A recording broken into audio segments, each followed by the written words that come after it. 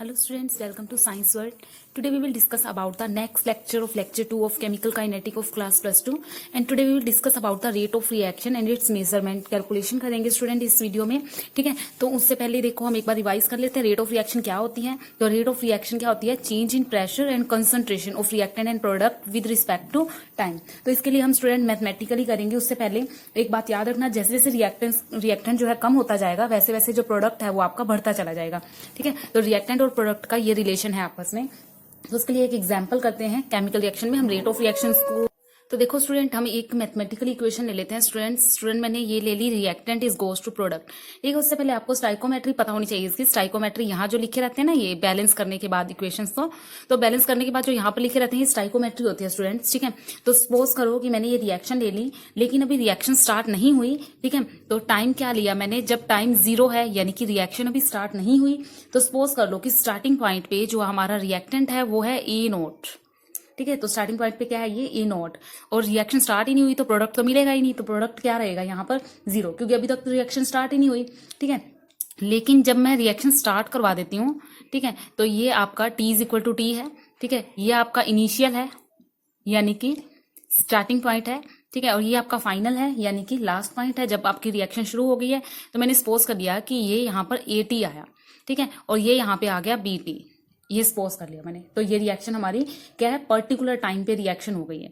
अब यहाँ पर ये बात तो क्लियर है, मैंने आपको बोला कि जैसे से ये प्रोडक्ट बनेगा, प्रोडक्ट बनना शुरू होगा तो ये कम होता जाएगा, ठीक है। तो प्रोडक्ट यहाँ तो बना नहीं था, तो ये वैल्यू मान लो कि अगर 10 थी तो यहाँ पे प्रोडक्ट बन गया, ठीक है। तो यहाँ पे 5 हो जाएगी या उससे भी कम हो जाएगी, ठीक है। तो ये हमेशा एक बात याद रखना कि ए नोट जो है वो AT से बड़ा रहेगा, इस बात को हमेशा याद रखना, ठीक है। तो देखो मैंने सपोज कर लिया यहाँ पर कोई केमिकल रिएक्शन, स्टार्टिंग पॉइंट ये था तो एंडिंग पॉइंट ये था।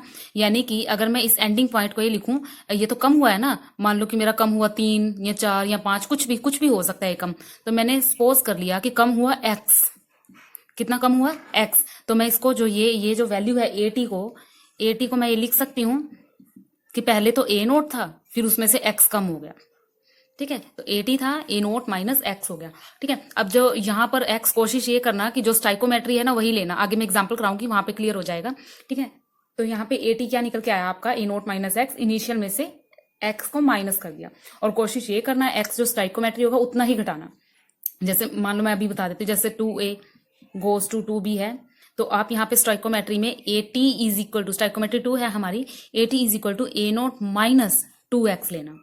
अगर यहाँ 3 होता तो यहाँ 3x लेते हैं, ठीक है। इससे आपको कैलकुलेशन में इजी हो जाएगा। तो यहाँ पॉइंट समझ आ गया आपको। T इज इक्वल टू 0 था, रिएक्शन स्टार्ट नहीं हुई थी तो A नोट था और ये भी 0 था। जब रिएक्शन स्टार्ट हो गई यानी एंड पॉइंट AT आया, ठीक है। और AT की वैल्यू क्या है? जो आपकी वैल्यू थी उसमें से माइनस कर देंगे हम x, यानी कि x क्या है? x कम हुए हैं, ठीक है, कि कितना कम हुआ है। तो स्टूडेंट्स जितना कम हुआ है, ठीक है, वो कम होके कहाँ गया? पहले तो 0 था यहाँ, ठीक है। अगर ये 10 था तो ये 0 था, अब ये 5 हो गया रिएक्टेंट, तो ये भी कितना हो जाएगा? ये जो इसमें से बचे 10 माइनस 5 यानी ये 5। इसका मतलब ये है कि जो ये BT है वो क्या होगा? x, ठीक है। AT क्या है? A नोट माइनस x और BT क्या है आपका? x, ठीक है। तो ये 2 चीज आपने याद रखनी है। तो इसी के बेसिस पे हम आगे कैलकुलेशन करेंगे, ठीक है। एक चीज और याद रखना, जो यहाँ पर A गोज टू B है ना, A तो क्या हो रहा है यहाँ पे? डिसअपियर हो रहा है, लेकिन ये B जो है वो अपीयरेंस हो रहा है, ठीक है। तो rate of disappearance of A निकालेंगे and rate of appearance of B निकालेंगे, ठीक है।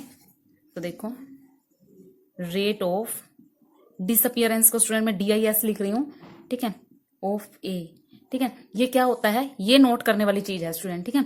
चेंज इन, साथ साथ लिखो मेरे, change in concentration of A, यानी कि कंसंट्रेशन ऑफ A कितनी चेंज हुई with respect to time change. Very important है स्टूडेंट, इसको जरूर नोट करना। Rate of disappearance of A क्या होगी आपकी? Change in concentration of A की कंसंट्रेशन में कितना चेंज आया। तो मैं इसको डेल्टा A भी लिख सकती हूँ, ठीक है। कंसंट्रेशन की फॉर्म में है तो मैं इसको इस तरह से स्क्वायर ब्रैकेट में लिखूंगी, ठीक है, विद रिस्पेक्ट टू टाइम यानी कि डेल्टा T। ये तो हो गया student rate of disappearance of A, ठीक है। तो देखो अब rate of disappearance of A निकालेंगे यानी कि डेल्टा A निकालेंगे, तो डेल्टा A क्या होगा हमारा?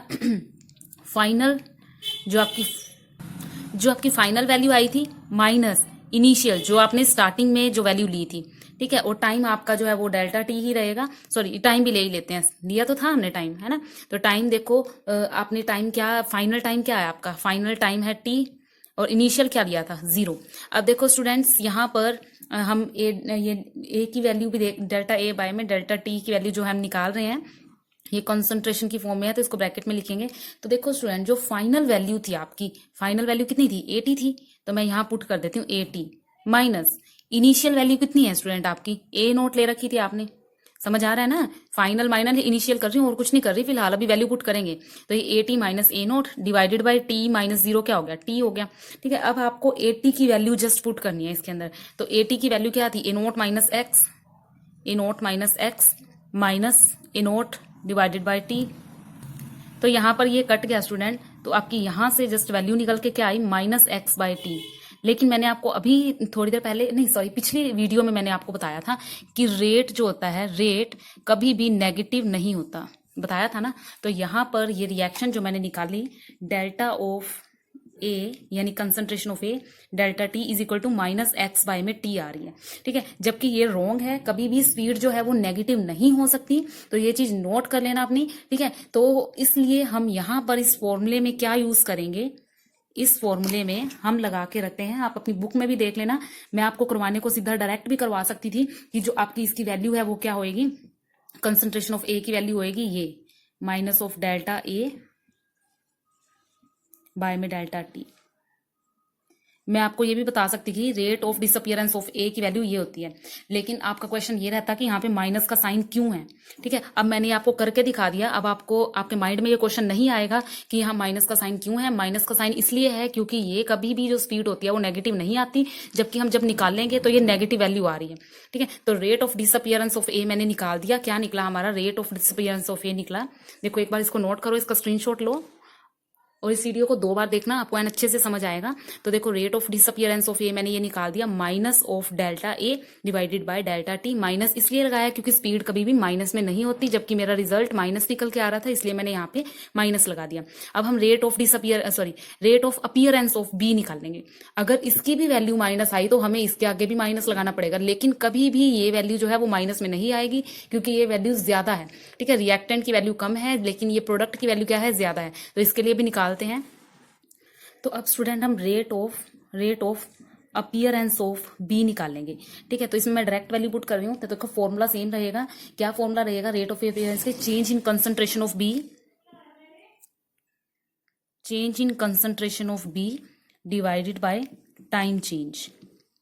ठीक है, सेम रहेगा, कोई फर्क नहीं रहेगा। ठीक है, और इसको बल्कि डिनोट कैसे करेंगे हम, डेल्टा बी बाय में डेल्टा टी से। ठीक है, तो अब देखो हम वैल्यू पुट करके देखते हैं डेल्टा बी। अब देखो यहां पर चलते हैं दोबारा से, तो हमारी इनिशियल वैल्यू क्या थी, 0, तो मैं लिखूंगी 0 minus, sorry final minus initial करेंगे ना, फाइनल वैल्यू क्या थी, बीटी माइनस इनिशियल वैल्यू क्या थी 0 डिवाइडेड बाय टाइम का तो वही रहेगा आपका, क्या फाइनल क्या टाइम था आपका टी, तो टी माइनस 0 कर देंगे, तो ये वैल्यू आई बीटी बाय में टी। ठीक है, और हमें ये भी पता है कि बीटी क्या है, एक्स, तो ये स्टूडेंट क्या आ गया आपका एक्स बाय टी। तो देखो ये ऑलरेडी पॉजिटिव आया है ना, तो हमें इसके आगे कुछ लगाने की जरूरत नहीं है, माइनस वगैरह प्लस वगैरह कुछ भी लगाने की जरूरत नहीं है। तो यहाँ पर हमारी वैल्यू जो नेगेटिव थी इसलिए मैंने इसको इस तरह से लिखा, लेकिन यहाँ वैल्यू पॉजिटिव है तो मैं इसको इस तरह से डायरेक्ट लिखूंगी, ध्यान देना, delta of concentration of B divided by delta of T. तो ये मेरा स्टूडेंट किसके लिए निकला, रिएक्टेंट के लिए, और ये किसके लिए निकला, प्रोडक्ट के लिए। तो एक बार इसका स्क्रीनशॉट ले लो और वीडियो को दोबारा देखो, तो ये दोनों वैल्यूज आपको निकालनी है। कुछ एग्जांपल करते हैं अभी हम, उससे आपको बिल्कुल अच्छे से क्लियर हो जाएगा। तो देखो स्टूडेंट, हमारे पास रिएक्टेंट जो निकल के आया minus of del A divided by del T, और प्रोडक्ट निकल के आया del B divided by del T. अब देखो स्टूडेंट, मेरे एकदम से अभी आपको पढ़ाते पढ़ाते माइंड में आया, मैं एक बार क्लास में पढ़ा रही थी तो बच्चों को क्वेश्चन था, मैडम आपने ये ए और बी क्यों लिया है, क्योंकि बुक्स में ना स्टूडेंट ये आर ले रखा है और ये बी की जगह पी ले रखा है। तो स्टूडेंट डजेंट मैटर, आप कुछ मर्जी ले सकते हो यहाँ पे, ठीक है, आप आर और पी भी ले सकते हो। तो मैंने यहाँ पे कंसंट्रेशन ए और बी ले लिए हैं, इसको जैसे रिएक्टेंट के लिए बुक्स में आपकी आर ले रखा है और प्रोडक्ट के लिए आपका बुक्स में पी ले रखा है। ठीक है, तो डजेंट मैटर स्टूडेंट। तो देखो अब कंसंट्रेशन वाला एक एग्जाम्पल करके देखते हैं। सपोज मेरे पास एग्जाम्पल है 2A goes to 3B। ठीक है, तो अब रिएक्शन जब स्टार्ट ही नहीं हुई, T इज इक्वल टू 0 है, रिएक्शन स्टार्ट नहीं हुई, तो यहां पर क्या रहेगा आपका A नोट, है ना। तो यहाँ पर क्या रहेगा, ये 0। जब रिएक्शन स्टार्ट हो गई T is equal to T, तो ये रिएक्शन यहाँ पर क्या आ जाएगा AT, और ये क्या बन जाएगा BT। अब देखो स्टूडेंट, यहाँ पे कंसंट्रेशन फॉर्म भी दे रखी है, तो देखो जो आपका AT आने वाला है, AT क्या आने वाला है आपका, AT आने वाला है आपका A0 माइनस, आप x भी ले सकते हो, लेकिन मैंने आपको बताया अगर कंसंट्रेशन लोगे तो इजीली फाइंड आउट करोगे। तो देखो हम कंसंट्रेशन क्या है 2, तो यहाँ पे लिखेंगे हम 2x, ठीक है। और BT स्टूडेंट्स आपका क्या रहेगा, ध्यान से देखो, BT आपका क्या रहने वाला है, देखो 2 टाइम्स जो रिएक्टेंट था वो टूट के जो आपका है 3 टाइम्स B दे रहा है, तो यानी कि BT की वैल्यू क्या होने वाली है 3 ऑफ x, ठीक है। तो इस चीज को ध्यान रखना, कुछ भी नहीं है, बस इसकी स्टाइकोमेट्री इसके आगे लिख देनी है और इसकी स्टाइकोमेट्री इसके आगे लिख देनी है, और कुछ भी नहीं है। तो स्टूडेंट चलते हैं अपने फॉर्मूले के ऊपर। रिएक्टेंट के लिए निकालते हैं सबसे पहले फॉर्मूला, यानी कि A के लिए तो क्या निकलेगा माइनस, ठीक है, माइनस ही निकलेगा ना, minus delta of A divided by delta of T, इसको निकालते हैं स्टूडेंट, ठीक है। तो देखो मैं यहाँ पे इसके लिए अलग से एक और ब्रैकेट लगा लेती हूँ ताकि माइनस में कंफ्यूजन ना रहे। तो देखो माइनस मेरा बाहर चला हुआ है, अब हमने डेल्टा ऑफ A निकालना है। डेल्टा ऑफ A कैसे निकलेगा आपका, फाइनल माइनस इनिशियल, फाइनल क्या है A0 माइनस 2x, ठीक है, और इनिशियल क्या है A0, ठीक है, divided by time T minus 0। Same वैसे ही निकाल रहे हैं जैसे पिछले वाले में निकाला था हमने। तो देखो यहाँ पे ये कट के हमारा क्या आया, ये माइनस है, देखो ध्यान से, माइनस बाहर भी है, माइनस 2x बाय में T, ठीक है। तो ये आ गया हमारा 2x बाय T। अब तो आपको पता लग गया होगा कि ये माइनस का रोल क्या था, ठीक है। तो ये आ गया हमारा A का, यानी कि रिएक्टेंट हमारा ये आ गया, ठीक है। तो सेम एज इट इज हम प्रोडक्ट के लिए निकाल लेते हैं B के लिए, ठीक है। तो मैं डायरेक्ट लिख रही हूँ B के लिए चेंज इन कंसंट्रेशन। देखो पहले फाइनल क्या थी हमारी, फाइनल है हमारी BT, ठीक है, BT जो है हमारा 3x है, माइनस इनिशियल क्या थी 0, जिसको लिखने की जरूरत भी नहीं है, ठीक है, T माइनस 0। तो ये देखो ये निकल के आया हमारा 3x बाय T। तो मैं डायरेक्ट कहूँ तो A हमारा निकल के आया है 2x बाय T, और B हमारा निकल के आया है 3x बाय T, यानी कि ये रिएक्टेंट है और ये प्रोडक्ट है, लेकिन ये दोनों सेम होने चाहिए, ठीक है। किसके लिए, रेट ऑफ रिएक्शन के लिए। जब भी आपको रेट ऑफ रिएक्शन निकालनी है तो ये दोनों आपके जो है वो बैलेंस होने चाहिए, यानी कि इक्वल होने चाहिए, ठीक है। अगर ये इक्वल नहीं है तो हम इनको इक्वल बनाएंगे, ठीक है। कैसे इक्वल बनाएंगे, जस्ट डिवाइड करके, ठीक है। यदि मैं इसको 2 से यानी कि इसी की स्टाइकोमेट्री से डिवाइड कर दूं और इसको इसकी स्टाइकोमेट्री से डिवाइड कर दूं तो मुझे रिजल्ट मिल जाएगा, ठीक है। तो देखो मैं इसको यहाँ कर देती हूँ, या इसको इरेज चलो यहीं कर देती हूँ, मैं इरेज नहीं करती। तो देखो मैं इसको इक्वल करने के लिए क्या करूंगी, इक्वल करने के लिए मैंने यहाँ पे माइनस ये जो A थी इसकी डायरेक्ट वैल्यू पुट कर रही हूँ, 1/2 कर दिया, ठीक है, 1/2 कर दिया, और इसकी वैल्यू क्या निकल के आई थी 2x बाय में T, ठीक है। और प्रोडक्ट की साइड मैंने 1/3 से कर दिया 3x बाय T। तो ये कट जाएगा, तो यहाँ पर जो वैल्यू आएगी मेरी वो क्या आएगी, ये स्टूडेंट माइनस आपका फॉर्मूले वाला चला हुआ है, कहीं आप टेंशन ले जाओ। तो ये आ गया minus of xt is equal to xt, ठीक है। अब दोनों इक्वल हो गए ना, यानी कि ये आपकी स्टाइकोमेट्री रिएक्टेंट के लिए होगी और ये आपकी स्टाइकोमेट्री प्रोडक्ट के लिए होगी, ठीक है। तो ये दोनों को मैंने इक्वल कर दिया, ठीक है। तो ये देखो इस तरह से हम स्टाइकोमेट्री निकालते हैं, रेट ऑफ रिएक्शंस को निकालते हैं, और ऑर्डर ऑफ रिएक्शन भी आगे सीखेंगे हम, ठीक है। पहले आपको रेट ऑफ रिएक्शन निकालना आना चाहिए। एक और एग्जांपल लेंगे स्टूडेंट इसी वीडियो में। तो देखो स्टूडेंट ये आपका है, इसमें आपने पहले रेट ऑफ, देखो वो तो मैंने ज्यादा करा दिया आपको, सिर्फ आपको इस यूनिट में निकालने क्या, रेट ऑफ अपीयरेंस और डिसअपीयरेंस निकालने हैं, ठीक है। तो रेट ऑफ डिसअपीयरेंस निकालोगे आप पहले N2 की। अब ये देखो रिएक्टेंट 2 है, ठीक है, तो तुम्हें rate of disappearance of N2 की भी निकालनी है और H2 की भी निकालनी है, याद रखना, ठीक है। N2 की भी निकालनी है और H2 की भी निकालनी है, ठीक है। अभी हम स्टाइकोमेट्री नहीं देखेंगे इसके अंदर, क्यों नहीं देखेंगे, क्योंकि हम तो रेट निकाल रहे हैं डायरेक्ट, ठीक है। रेट आप अगर वैसे निकालोगे, निकाल के करोगे, आपको पता तो ये लास्ट में स्टाइकोमेट्री से डिवाइड कर दोगे तो आपका आंसर सेम आ जाएगा। तो इसलिए डायरेक्ट लिखने की आदत डाल लो, ठीक है। मैं डायरेक्ट लिखूंगी, यहाँ पे देखो ये माइनस में होता है, ठीक है, माइनस ऑफ डेल्टा, ठीक है। तो यहाँ पर देखो N2 की स्टाइकोमेट्री कर रहे हैं, रेशियो N2 की डिसअपीयरेंस कर रहे हैं, तो यहाँ पर आपका क्या आएगा N2 divided by delta T, और यहाँ पर क्या आएगा minus of delta H2 divided by delta T, ठीक है। तो डायरेक्ट लिखने की आदत डाल लो। अब हम निकालेंगे रेट ऑफ, ये तो डिसअपीयरेंस के 2 केस थे, अपीयरेंस का निकालेंगे, rate of appearance of NH3। तो इसका क्या निकलेगा, पॉजिटिव होता है, पता है आपको, कई बुक्स में ऐसे भी लिखा हुआ है कि rate of reactant, rate of product, तो कंफ्यूज होने की जरूरत नहीं है। तो ये क्या निकल आएगा आपका NH3 divided by delta T, ठीक है। तो ये वैल्यूज जो है मेरी वो आ गई, ठीक है। अगर हम इनके स्टाइकोमेट्री से इनको डिवाइड करेंगे तो आपकी जो वैल्यू आएगी वो किस तरह से आएगी, सपोज मैं इनकी स्टाइकोमेट्री से इनको डिवाइड करवा देती हूँ इन सबको, तो देखो इसकी वैल्यू क्या आ जाएगी उस केस में, यहाँ पर डिवाइड हो जाएगा, एक से एक को लिखने की जरूरत नहीं है, ठीक है। और ये किससे डिवाइड हो जाएगा आपका 3 से, ठीक है, तो 3 डेल्टा टी आ जाएगा। और ये किससे डिवाइड होएगा आपका 2 से, तो 2 डेल्टा टी आ जाएगा, ठीक है। तो मेरी रिएक्शन क्या बनेगी, रेट ऑफ रिएक्शन, ठीक है। रेट ऑफ रिएक्शन में आपको इनको बैलेंस करना जरूरी है, मैंने पहले भी बताया था अभी थोड़ी देर पहले कि रेट ऑफ रिएक्शन में बैलेंस करना बहुत जरूरी होता है, ठीक है। तो रेट ऑफ रिएक्शन मेरी क्या बनेगी अब देखेंगे जरा। तो देखो सबसे पहले ये लिखेंगे, माइनस ऑफ 1/1 को लिखने की जरूरत ही नहीं है, delta of N2 divided by delta T is equal to में लेने हैं स्टूडेंट इनको हमेशा, ठीक है।